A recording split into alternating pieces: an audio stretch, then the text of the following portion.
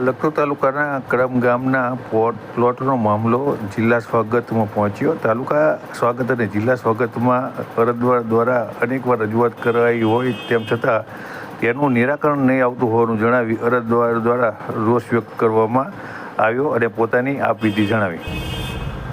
ગુજરાતમાં જ્યારે ભૂમાફિયાઓ બેફામ થયા છે ત્યારે એક ચોંકાવનારો કિસ્સો સુરેન્દ્રનગર જિલ્લાના લખતર તાલુકાના કડમ ગામે આવેલો છે, જ્યાં રાણા રણજીતસિંહ હરિસિંહની 1968માં જે જમીન વેચાણ થઈ ગઈ છે, જેના દસ્તાવેજ થઈ ગયા છે, જેના આધાર પુરાવા પણ છે, એ જમીન ઉપર હાલના ઉપસરપંચ શક્તિસિંહ રાણા જે રણજીતસિંહના પુત્ર છે તેમે ઇરાદાપૂર્વક એ જમીન ઉપર નજર બગાડી તેમના પોતાના નામે ચડાવી લેવામાં આવી છે.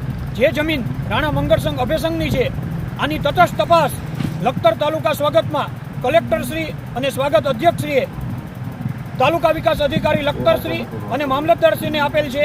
આની તટસ્થ તપાસ કરવામાં આવે. જો ચોક્કસપણે આની તપાસ કરવામાં આવશે તો 100% આ જમીન સિવાય પણ હું એવું કહું છું કે કડમ ગામની અંદર બીજી પણ સરકારી જમીન અથવા અન્ય કોઈ જમીન પણ એમની નીકળશે અથવા આ સરકારી પંચાયતી દસ્તાવેજ સાથે કોઈ છેડા કરેલ હોય એવું હું કહી શકું છું. તો આ જગ્યાની તટસ્થ તપાસ કરવામાં આવે અને એની અંદર જે કોઈ અધિકારી સંડોવાયેલા હોય એની ઉપર કાયદેસરની કાર્યવાહી કરવામાં આવે.